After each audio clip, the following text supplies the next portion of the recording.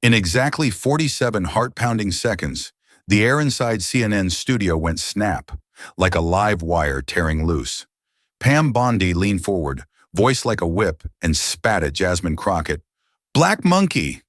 Gasps ricocheted off the walls as Jasmine's hands slid into her jacket and closed around a silver USB that could detonate the night.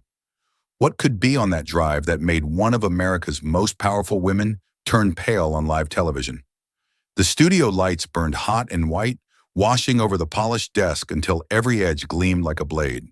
The CNN special set felt less like a news program and more like an arena, the kind where one wrong move could end a career. Across the bottom of the screen, a bold red banner shouted "America's Justice Divide," live. The audience sat packed shoulder to shoulder, their eyes darting between the two women in the spotlight. Jasmine Crockett, calm and poised, and Pam Bondi, leaning back with a smirk that said she was here to dominate, not debate. Anderson Cooper sat in the middle, the picture of journalistic neutrality, but there was a tightness in his jaw that betrayed he knew exactly how volatile this night could become. Just over his shoulder, Senator Cory Booker's presence loomed. Hands clasped, gaze steady, ready to step in if the moment demanded it. In the back rows, producers whispered into headsets, their voices low but urgent. Everyone could feel the hum in the air, the kind of electricity that comes just before a storm breaks. The audience wasn't breathing evenly. Their shoulders lifted and fell with quiet anticipation. Bondi struck first. Her voice was smooth, confident, every syllable measured like a prosecutor building her case. She talked about law and order as if it were the cure to every ill in America, painting it as the cornerstone of national greatness. The pauses in her delivery were deliberate, designed to pull the audience toward her. But under the desk, her right hand tapped her thigh in an uneven rhythm, betraying a nervous energy she hadn't planned to show. She ended with a faint smile, the kind that felt more like a challenge than a gesture of civility. Jasmine waited, eyes fixed on Bondi, not interrupting, not blinking. When her turn came, she didn't match Bondi's performance with theatrics. She countered with precision. Each statement was a clean cut. Department of Justice reports on systemic bias, statistics on racial disparities in policing, and the names of families torn apart by a single unjust stop. She spoke past Bondi, straight into the lens, her voice carrying the weight of every American who'd been told their rights were negotiable. A murmur of reaction rippled through the audience, a sharp nod here, a whispered, "That's right," there. The shift was subtle, but unmistakable. Bondi's smirk wavered, just for a moment. Her eyes flicked toward the teleprompter before locking back on Jasmine with renewed sharpness. Anderson shifted slightly in his seat, sensing the balance start to tilt. The cameras crept closer, framing their faces tighter, amplifying the smallest flicker of emotion. The tension didn't explode. It coiled tighter, winding itself into something dangerous. Bondi's lips pressed together, her posture frozen in calculated stillness. She was waiting for the right moment, holding something sharp behind her teeth. The question now wasn't if she'd use it, it was when. And when the mask of civility shatters under the glare of live television, who will be left standing in the wreckage? Bondi shifted forward in her chair, the smirk gone. Her eyes narrowed, cutting through the bright white haze of the studio lights. The air seemed to thicken. Then her voice cracked like a whip across the room. "People like you, black monkey, don't belong in this debate." The words hit the air and didn't just land. They detonated. The cameras whirred, zooming in tight. Somewhere in the crowd, a woman gasped loud enough for her mic to catch it. Anderson Cooper froze mid-note, pen hovering just above the paper. The producers in the control room stopped talking into their headsets. For a heartbeat, even the hum of the lights felt louder than anyone dared to breathe. Cory Booker shot up from his seat. "Pam," he said, voice low but shaking with anger. "You've crossed a line America thought we left behind." His eyes burned into her like a warning flare. The crowd stirred, not chaotic, but restless, as if every person there was deciding whether to speak or to seethe. Jasmine didn't flinch. She didn't even blink. She just drew in a slow, measured breath, the kind that tells you the storm hasn't passed. It's just gathering. Her gaze swept across the audience, meeting the eyes of strangers as if silently asking them to remember this moment. Bondi leaned back, satisfied with the silence she thought she'd created. But the silence wasn't victory. It was the pause before the verdict. You could see it in the way Jasmine's jaw set, in the way her hands stayed perfectly still on the desk. Anderson's eyes darted between them, reading the room like a man trying to guess which fault line would crack first. The audience leaned in, necks craning forward, not wanting to miss a single flicker of expression. Jasmine's lips parted, just slightly, then closed again. She let Bondi's words hang in the air, unchallenged for the moment, like bait left on a hook. The weight of it pressed on every ear, daring someone to break. No one moved. No one spoke. The tension was a live wire, ready to snap. The only question left was simple, but it burned hotter than anything said so far. Would Jasmine strike back now, with the whole nation watching, or wait until the perfect moment to end her? Jasmine didn't look at Bondi. She turned her head toward the camera, the heat of the lights catching the sharp line of her jaw. Her voice was calm, but there was steel in it. America deserves truth, unedited. Her hand slid into her jacket, slow, deliberate. Every eye followed. A silver USB caught the light. For a split second, no one moved. Then the monitors behind them flickered to life. First an image. Pam Bondi smiling beside two men in black suits, their lapels pinned with symbols the public knew too well. Then another, a scanned document with her signature under a line marked Donation $50,000. The source, a group with a documented history of white supremacist ties. Bondi's smirk vanished. Her mouth stayed open, but no words came out. She shifted in her seat, glancing toward the producers as if searching for an escape route. Anderson Cooper didn't speak. He let the silence stretch, heavy enough to press against every chest in the room. The audience began to stir, a low murmur, like wind starting in the distance. Phones came out. Someone in the second row whispered, "Oh my God," loud enough for the mic to catch. Cut to a bar in Dallas. Veterans in ball caps leaning toward the screen, frozen mid-sip. Cut again to a political science class in California. Students wide-eyed, one mouthing, "No way." The murmurs swelled, rolling into scattered applause. Jasmine didn't break eye contact with the lens. She placed the USB gently on the desk in front of her, like evidence submitted in court. Her hands folded together, not a single tremor. Controlled fury turned into surgical precision. Bondi swallowed hard. She tried to smile, but it came out as a twitch. Her fingers tightened on the edge of the desk. The camera caught it. So did the viewers at home. Anderson shifted his weight but said nothing. His silence wasn't weakness, it was judgment.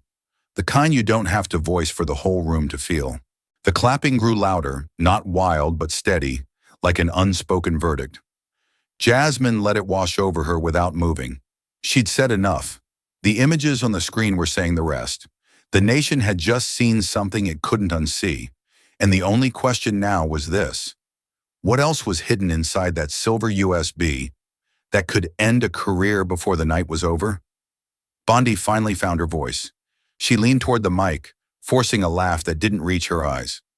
"This is nothing but fake news," she said, her tone clipped. "I've spent my life protecting American values, and I won't be smeared by political theater." The words landed unevenly. A few heads in the audience nodded, but others shook with disbelief. The split was sharp, half the room leaning forward to listen, the other half sitting back with arms crossed. Jasmine didn't rush to reply. She waited until the quiet grew just enough to make Bondi shift in her seat. "Then why," she asked evenly, "did the FBI flag these meetings?" Her gaze was steady, voice low but carrying like a drum beat through the studio. Bondi blinked fast, eyes darting toward the cameras before landing back on Jasmine. "They didn't," she started but stopped. The lights above seemed hotter now, a thin sheen of sweat catching on her forehead.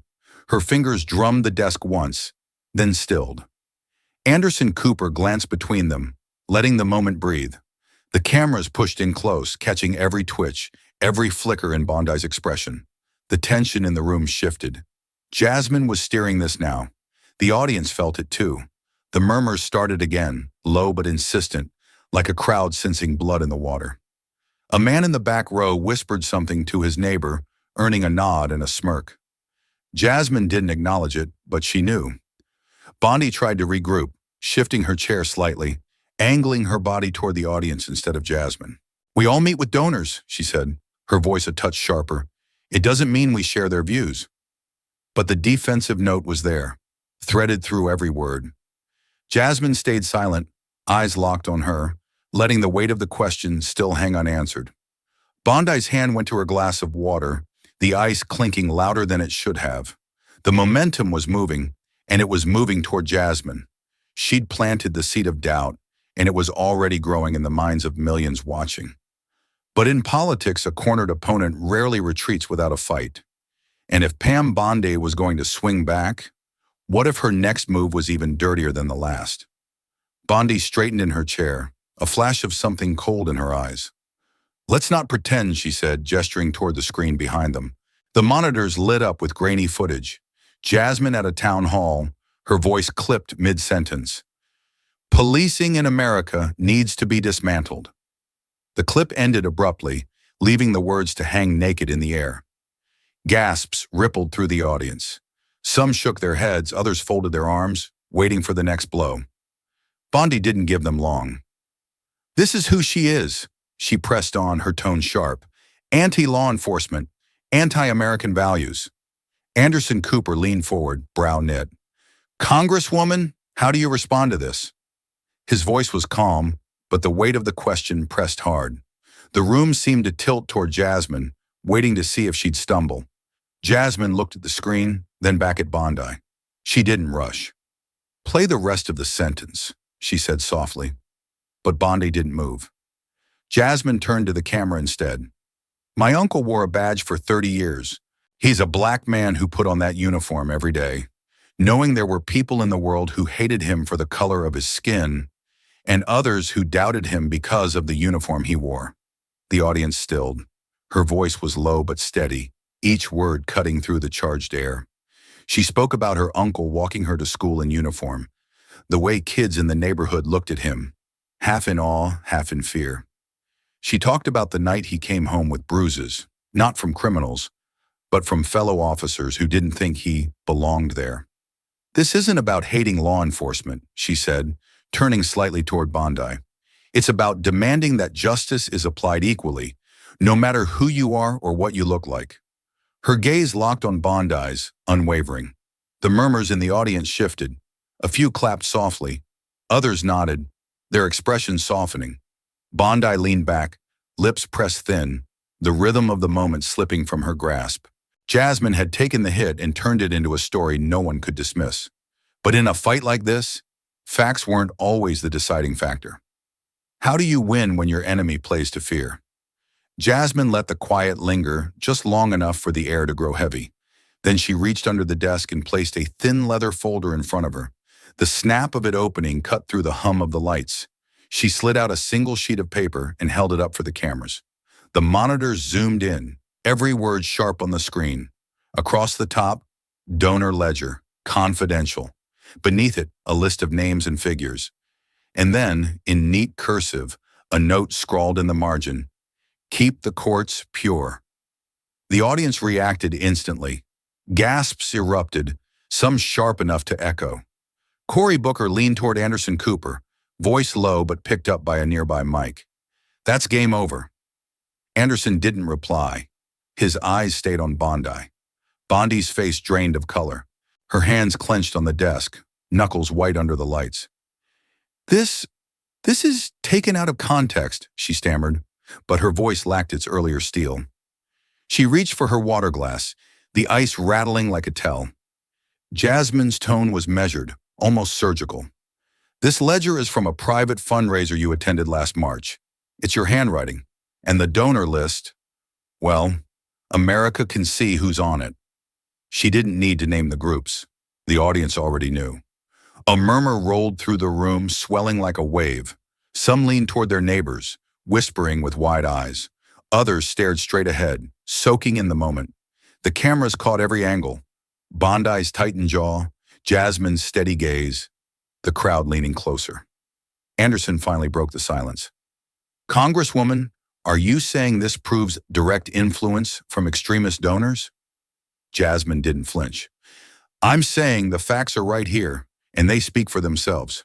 Her hand rested lightly on the page, as if daring anyone to take it from her. The applause started small, then grew, rolling through the studio in steady bursts. Bondi didn't move. Her eyes flicked toward the exit, just for a second, but the cameras caught it. It felt like the walls had shifted.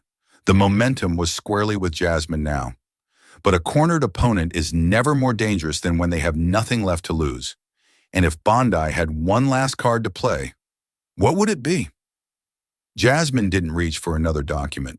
Instead, she slipped her hand into the inside pocket of her blazer and pulled out a small, worn photograph. She didn't look at Bondi. She held it up to the cameras, her voice quieter now, but every syllable carried weight. "This is my grandfather," she said. "Vietnam, Bronze Star, Purple Heart." The image on the monitors showed a young black man in a crisp military uniform, medals pinned to his chest, eyes steady and proud. Even through the grain of the old photo, his dignity was undeniable. The audience stilled. The clapping faded to silence, replaced by the faint buzz of the studio lights. Even a few Bondi supporters in the front row shifted in their seats, their faces softening. Jasmine kept speaking. "He fought for this country in a jungle half a world away. He came home and was told he couldn't vote in Texas, not because of anything he did, not because of his service, but because of the color of his skin." Her voice cracked just once before she steadied it again. The words cut through the air, slow and deliberate. She described the day her grandfather put on his uniform to go vote, thinking it would earn him respect, only to be turned away at the courthouse door. She described the look in his eyes when he came home. Not anger, but something heavier. Disbelief. Hurt. In the crowd, an older man in a veteran's cap lowered his gaze. A woman clasped her hands in front of her mouth. The weight of Jasmine's story didn't just hang in the room, it seeped into it. "This," Jasmine said, holding the photo a little higher, "is why I'm here. Not to trade insults, not to win headlines, but because justice is not charity. It's owed, and I won't stop fighting until every American has it." The silence that followed was thick, charged, almost reverent. The cameras caught every angle. Jasmine's steady hand holding the photo, Bondi's tight jaw, the audience frozen in place. And in that silence, one question rose above all others. Could a single story, told in the right moment to the right people, change even the hardest mind? Bondi leaned forward, cutting in before Jasmine could lower the photo. "The past is the past," she said, her tone sharp, almost dismissive. The words hit like a slap, and for a split second, the room went still. Then the boos started, low at first, then swelling until they drowned the hum of the lights. It wasn't just noise, it was anger. Veterans in the front row shook their heads. A woman near the aisle shouted, "Shame on you!" Bondi's jaw tightened, but she didn't take the words back. Jasmine didn't flinch. She lowered the photo slowly, setting it on the desk in front of her like a piece of evidence. "The past is the past," she repeated, her voice steady but edged with fire. "Then explain why we still have polling places in minority neighborhoods, closing without warning. Why eligible voters are purged from the rolls every election year." Her eyes locked on Bondi, but her words were for the camera, for America. "My grandfather's fight is not history. It's happening now. It's happening to your neighbors. It's happening to people in this very room." The crowd erupted in applause, the shift in energy almost tangible. Anderson Cooper glanced at his phone, then back at the camera. "We're getting live updates right now," he said, breaking the fourth wall. "Stand with Jasmine is trending nationwide. Over 50,000 tweets in the last 5 minutes." The audience roared louder, as if they'd just been handed the scoreboard mid-game. Bondi tried to interject, but her voice was swallowed by the momentum surging toward Jasmine. Every camera angle told the same story. Bondi stiff, defensive, Jasmine leaning in, commanding the room. The control room fed Cooper more updates. Major news accounts were picking up the clip. Commentators were calling the exchange the moment of the night. On the big screen behind them, tweets flashed in real time. "This is leadership. She's speaking for all of us. Never forget this." Bondi sat back, her smirk gone, replaced with a tight, measured breath. Jasmine stayed forward, elbows on the desk, her gaze unshakable. The tide was turning in real time, and millions at home could feel it. But momentum is fragile. The question now was whether public opinion would shift fast enough to matter before the night was over. Jasmine's voice dropped, but every word was clear. My grandfather fought for this country's flag, so I could stand under it today. She didn't look at Bondi. She looked straight into the camera, as if speaking to every living room in America. For a moment, the studio was silent. Then the first clap broke it. Sharp, echoing. Others followed. Within seconds, the entire audience was on their feet. The sound swelled, filling every corner of the room. Some people clapped hard, their palms stinging. Others wiped at their eyes, caught between pride and anger. A man in a veteran's cap raised his hand in salute, his lips pressed tight to hold back emotion. Jasmine didn't move, letting the ovation carry the weight of what she'd said. Bondi sat frozen. Her hands stayed on the desk, fingers curled slightly. Her eyes darted toward the producer standing just off stage, as if looking for direction, an exit, or both. The lights seemed hotter now, the applause louder, the cameras closer. Anderson Cooper glanced from Jasmine to Bondi, then back again. He didn't try to cut in. This was no longer a debate. It was a moment, and everyone knew it. The control room let the scene breathe, holding the shot of Jasmine framed by a sea of standing applause. In the back, a woman clutched her phone, recording. The hashtags were already exploding, the clip destined to be replayed on every platform by morning. People at home could feel the shift, a sense that the night had just changed direction. Jasmine finally moved, offering a small nod of thanks to the crowd. It wasn't dramatic.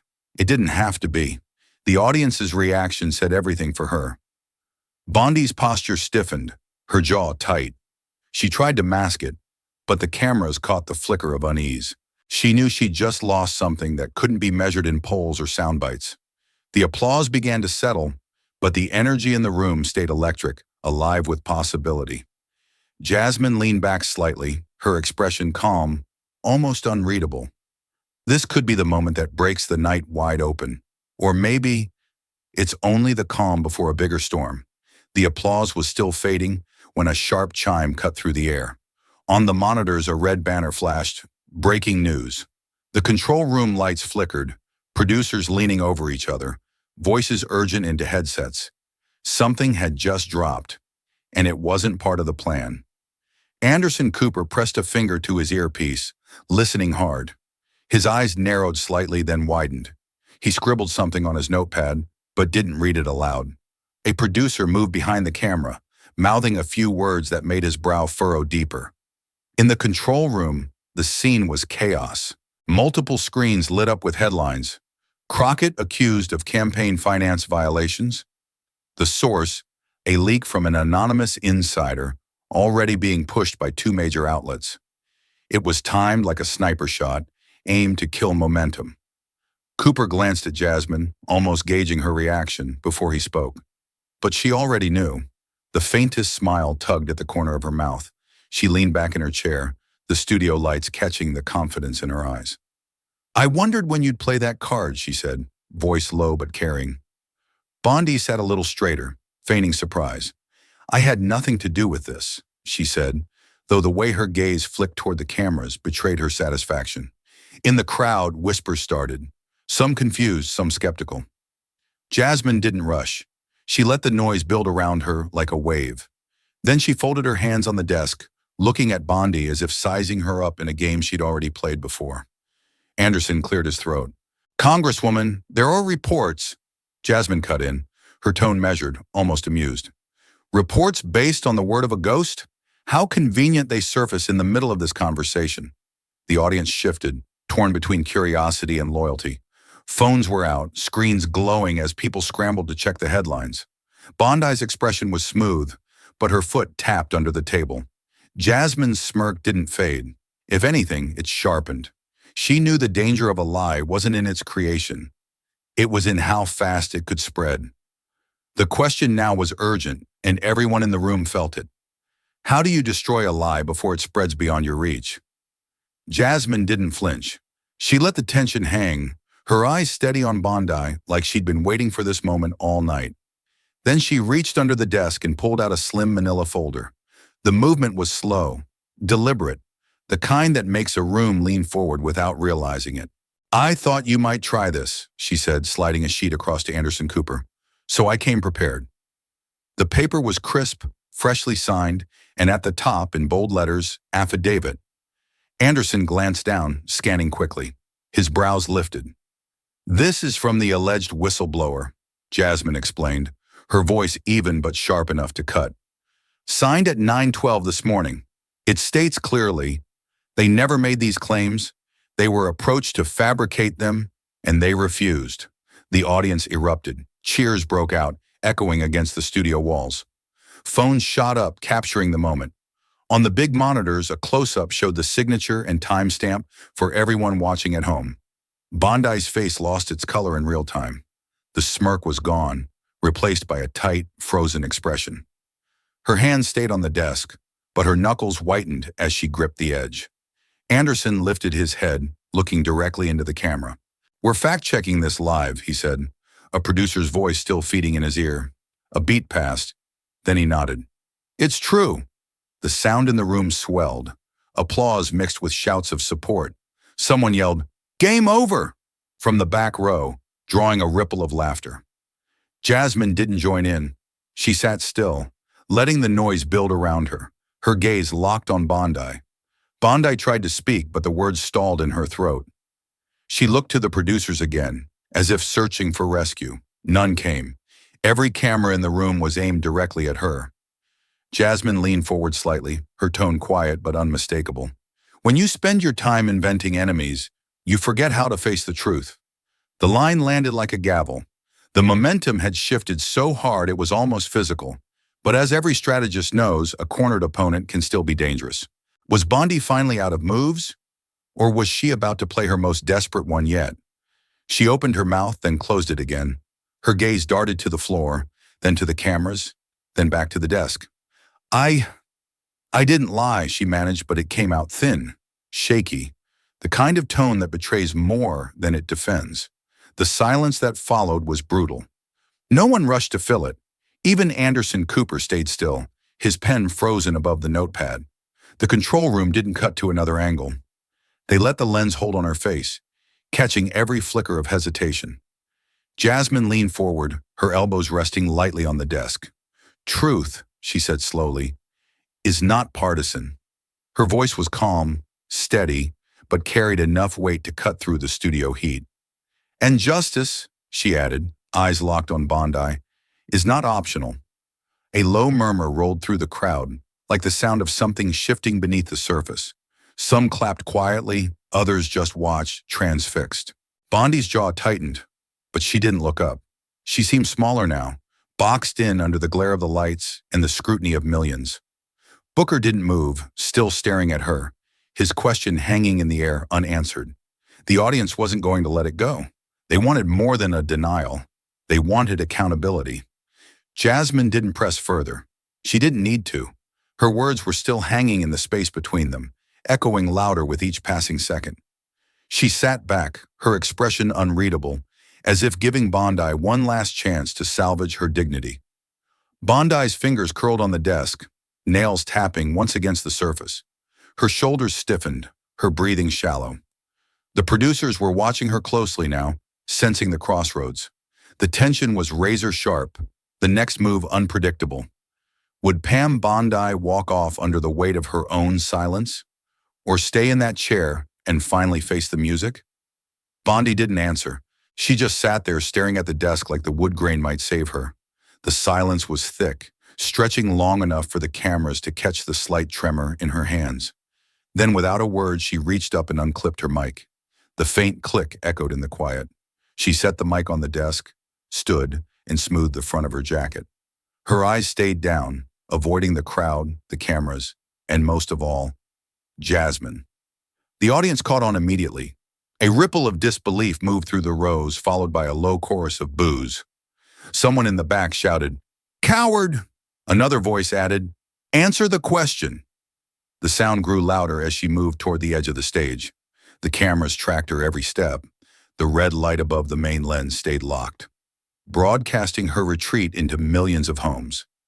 Anderson Cooper didn't move to stop her. Neither did the producers. The country was watching, and every second mattered. Jasmine didn't speak. She stood slowly, straightening to her full height. Her eyes followed Bondi's back until she disappeared beyond the curtain. Then she turned to face the audience, the weight of the moment settling over the room. The boos faded into a strange hush. No one quite knew if it was over. The crowd seemed to be holding its breath, waiting for Jasmine to claim the moment. But she didn't rush. She let the silence breathe, let it stretch until it became its own statement. Anderson glanced at her, then back at the camera, as if silently asking whether to cut to commercial. Jasmine didn't break her gaze from the crowd. She didn't need to. The power in the room had already shifted. It wasn't about who shouted the loudest or who spoke last. It was about what would stick in the minds of those who saw it. Because when the night was over and the screens went dark, the question would remain. What will America remember from tonight? Jasmine stayed standing, the weight of the studio lights on her shoulders, but her focus wasn't on the room anymore. She turned toward the main camera, the red light glowing like an open door to every living room in America. Her voice came low at first, measured, but strong enough to cut through the silence. "This isn't about me," she said, letting each word breathe. "It's about who we choose to be, when it's hardest to stand." Her eyes didn't blink. She was talking to someone, not just the crowd here, but to the person sitting at home, halfway through their coffee, halfway through their patience with the world. She stepped closer to the desk, resting her hand lightly on its edge. "You don't have to like me. You don't have to vote like me. But you cannot look at injustice and turn away because it's easier. That's not politics. That's conscience." The audience was silent now, leaning in. Every phone in the crowd was up, streaming live. Hashtags were already racing across the bottom of the screen. Jasmine didn't look down. She didn't need a script. "I don't care if you wear red or blue or nothing at all," she continued. "When someone's rights are on the line, you stand, you speak, or you admit you were willing to watch it happen." Her voice rose just enough to pull a murmur from the crowd, a swell of agreement in the quiet. Anderson Cooper stayed perfectly still, his pen frozen above the page. He knew this was the kind of moment networks replay for decades, the kind that shapes a public memory. Jasmine's gaze locked back into the lens, as if she could see every face on the other side. "I'm asking you," she said, her voice soft again, but cutting sharper than before. "Will you be silent, or will you stand with me?" The words hung there, suspended in the hum of the studio. No one moved. No one dared to break the spell. The choice she'd made clear no longer belonged to her. It belonged to America. The screen cut to black for half a second, then burst alive with the chaos of the internet in overdrive. Tweets flying faster than the eye could read. "Stand with Jasmine" plastered across timelines, racking up millions of mentions. News alerts pinging on phones, headlines rolling in. Crockett's response goes viral. Pam Bondi walks off live TV. On the streets, cameras caught the pulse of the moment. A group of veterans outside a diner in Ohio, one with a bronze star on his chest, saying, "She spoke for every soldier who came home to less than they gave." In Atlanta, a civil rights activist compared it to Selma on the screen, a reminder, not a history lesson. Clips replayed on loop. Jasmine holding the photo of her grandfather, Jasmine lowering the USB on the desk, Jasmine locking eyes with the lens as she asked America to choose. Commentators argued on air, but the footage drowned them out. The image was already etched into people's minds. Then came the montage. Jasmine shaking hands with veterans in a VFW hall, speaking to students in a crowded gym, standing in the middle of a community meeting in Detroit, sleeves rolled up, listening more than she talked. The energy wasn't just online anymore. It was in the streets, in the voices of people who'd felt invisible for too long. In the control room at CNN, someone replayed the walkout in slow motion, the booing fading into silence before cutting back to Jasmine's closing words. Outside, in cities coast to coast, strangers debated on sidewalks, in cafes and buses. The question she'd left hanging still echoed. The montage slowed, fading to Jasmine on a small-town courthouse lawn, the flag snapping in the wind behind her. She looked straight ahead, her expression calm but unshakable. Her voice came over the final frame, steady and certain. History will not remember the slur. It will remember the answer. Corkin. There are moments like that night on live television that show us real strength isn't found in shouting back, but in standing firm and turning an insult into living proof of justice. The way Jasmine held her ground before millions wasn't just about defending her own dignity. It was a reminder that truth and honor are things no one has the right to take away. If the day comes when you face such a moment, will you turn away or let your heart stand on the side of what's right? Dignity is the quiet kind of power, the kind that doesn't demand respect, it earns it. If this story moved you, don't let it fade. Hit subscribe, like, and share so its message can reach those who still need to hear it.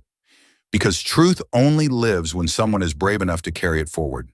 This story is created for inspiration and reflection. It does not represent any individual or organization.